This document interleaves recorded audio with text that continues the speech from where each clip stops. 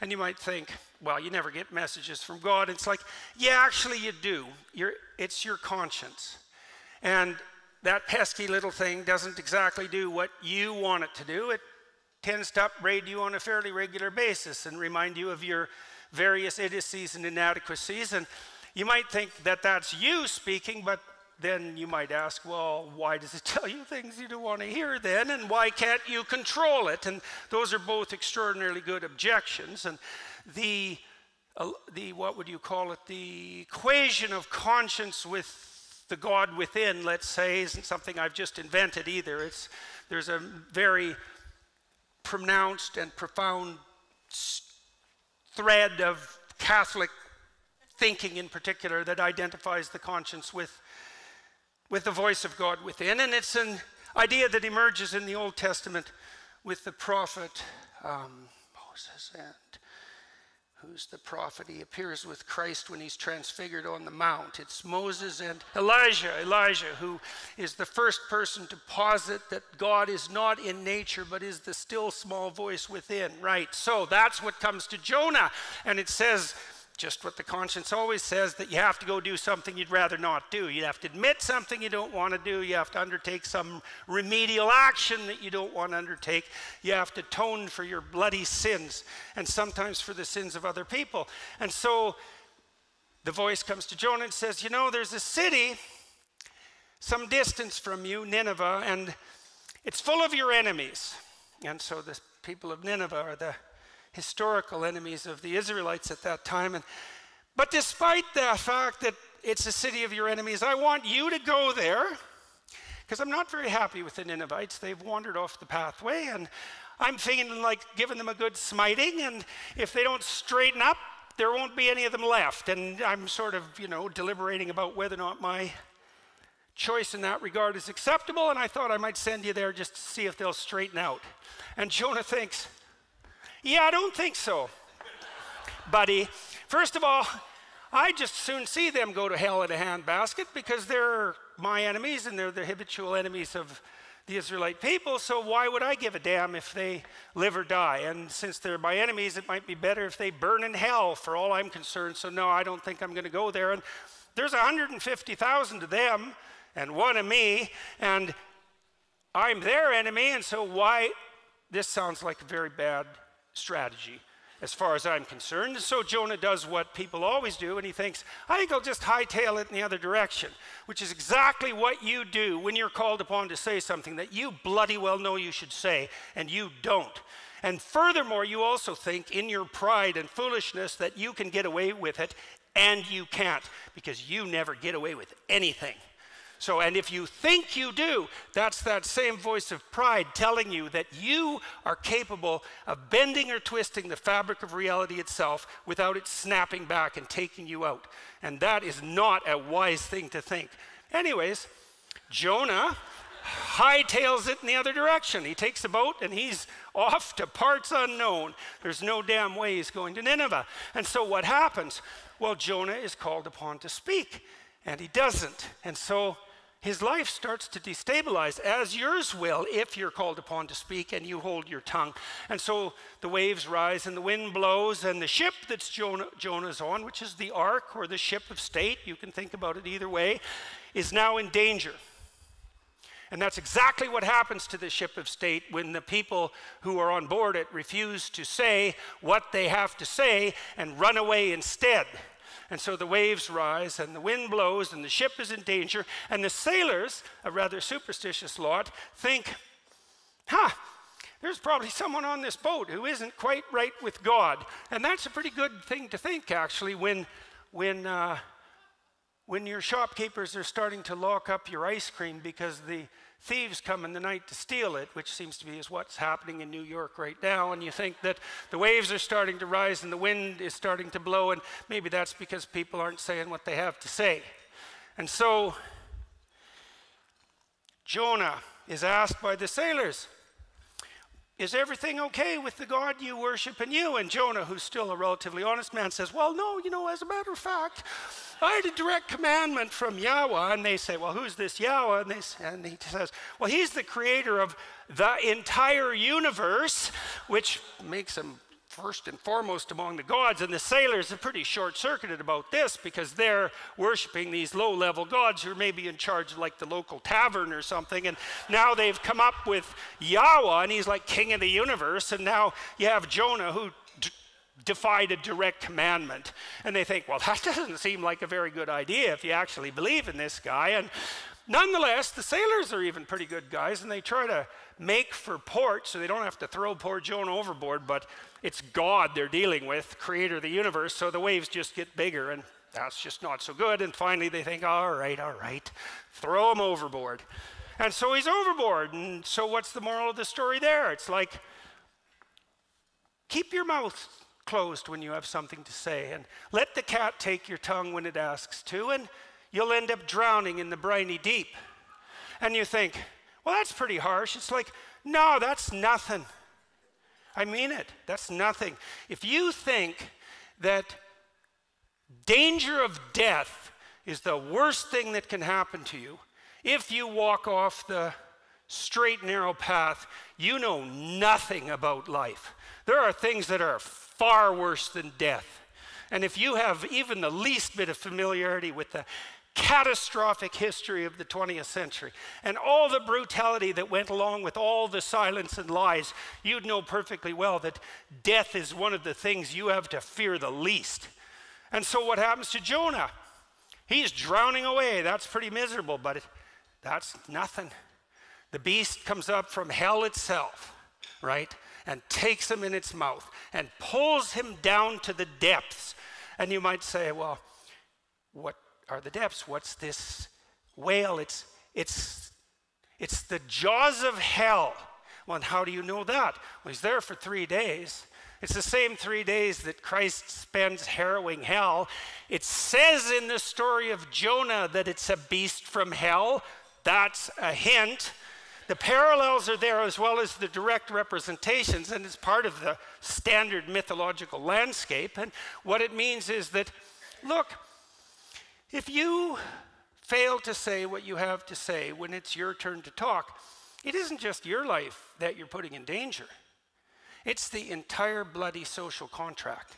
So what did Solzhenitsyn note in the Gulag Archipelago, which was perhaps the greatest study of totalitarian atrocity and the psychological reasons, practical reasons as well for the existence of that atrocity?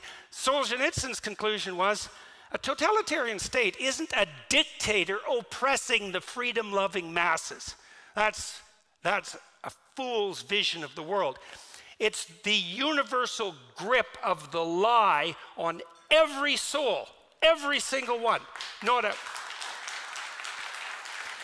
a single man in a totalitarian state is willing to stand up and say what he knows to be true. And that's the totalitarian state. So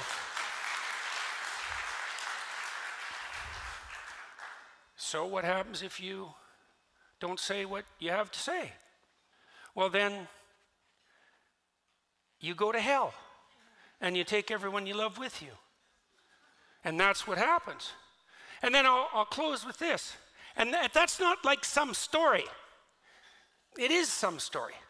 But it's also what actually happens, as bluntly as it can be stated. And so that's another reason why it doesn't take courage to say what you have to say when you're called upon to speak. It takes wisdom, and that's not the same thing. Okay, and I'll close with this. Here's something to think about as well. I've been writing about the story of Abraham. Abraham's an interesting story. So it opens up with a guy who's already in paradise. At least he's in the socialist utopia paradise. And I mean that. In that he has everything he needs given to him. So his state has fulfilled for him the Marxist dictum of each according to his need. Abraham has rich parents. He has everything he needs in his tent. He can lay there and let half-naked slave girls wave palm fronds over him, eat peeled grapes. And he does that till he's like 75. And no wonder. Anyways, a voice comes to him and says, okay, buddy, up and at 'em. It's time to get away from your tent and get away from your mom and get away from your dad and get away from your family and your tribe and to go out in the world and have an adventure. And so Abraham listens. Oddly enough, he listens. And he goes out on his adventure, and it's one bloody cataclysmic catastrophe after another. It's starvation and tyranny and the conspiracy of the Egyptian aristocracy to steal his beautiful wife, and war and death and the necessary calling for the sacrifice of his son. Is just a cataclysm. And through all that, God promises him that if he maintains his faith, he'll be the father of nations. And what does that mean? It means if you have the adventure of your life, then everything that could possibly be granted to you will be granted to you. And then you might ask, well, how do you have the adventure of your life? And the answer is, you tell the truth. You exercise your right and responsibility to free speech. You tell the truth. And then you might say, well, why is that an adventure? Well, first I could say, try it. But I could say, let's explain it. Why is it an adventure? And also, why is it your adventure? Well, if you're lying, whatever happens to you, that's not your adventure. If you're lying and something happens to you, that's the adventure of the spirit of the lie. The lie that you think you told, but that actually possesses you. And the adventure of the spirit of the lie is hell. And so that's not a good idea. So it's not you that has that adventure, because if it was you, that would be you speaking. And if it was you speaking, that would be your truth. That would be the truth. That would be your adventure. And then you might say, well, if it's my truth, it's me, but why is that an adventure? And I can tell you why that is. Imagine that you're having a conversation with someone, and you've already decided what you want the outcome of the conversation to be. You want something from that person. You want them to sleep with you. You want them to give you money. You want them to admire you. You want them to think you're beautiful. You have some instrumental goal in mind, and maybe it's even a somewhat noble goal, but it's instrumental. You craft your words so that you manipulate the situation, so that you obtain from the person you're communicating with, the crowd you're communicating with, what it is that you want. And maybe you get it. And then maybe you say, well, what's wrong with that? And what's wrong with that is like, well, what the hell do you know? Really, I'm dead serious. Have you never got something that you were aiming at that was the wrong thing to get? That happens to you all the time. I mean, sometimes you fail too, and that's obviously not pleasant, but the worst kind of failure is to get exactly what you're aiming for and find out that the lies you had to tell to get it turned out to deliver to you something that not only had no value, but that was actually contrary to your best interests. And then you might say, well, how could you possibly exist in the world otherwise? Because you have to have a plan. You have to be aiming at something. You have to be wanting something to even communicate. And I could say, well, actually, that's not true. You can replace that instrumental longing with faith. And here's the basis of faith, a form of faith. The basis of the highest form of faith is the decision to accept the proposition that whatever happens if you live in truth is by definition the best thing that can possibly happen, despite your inability as a consequence of your limitations to have the wisdom to see that. And it's a statement of faith, because there's no way of demonstrating the validity of that proposition before enacting the hypothesis. You have to commit to it. Well, let's make it practical. I manipulate you, and I get what I want, but then I find out I didn't want what I wanted, and so instead I don't manipulate you. Instead, what I do every time I speak, is I make things as clear to myself and everyone else as I possibly can. Right? And let the devil take the consequences. And so what's the consequence of that? You have no idea what's going to happen next, right? You throw caution to the wind. You have no idea. You think, well, I better not say that because this might happen. It's like you just have to let that go. It's like, no, this is the thing to say now.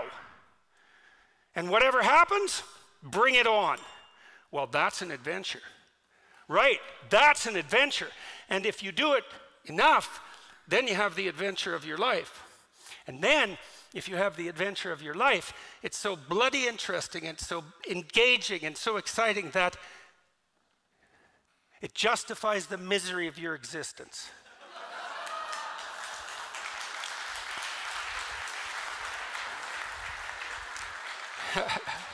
So I know that. And that's why I say what I have to say. And that's why I said what I had to say tonight. And so, thank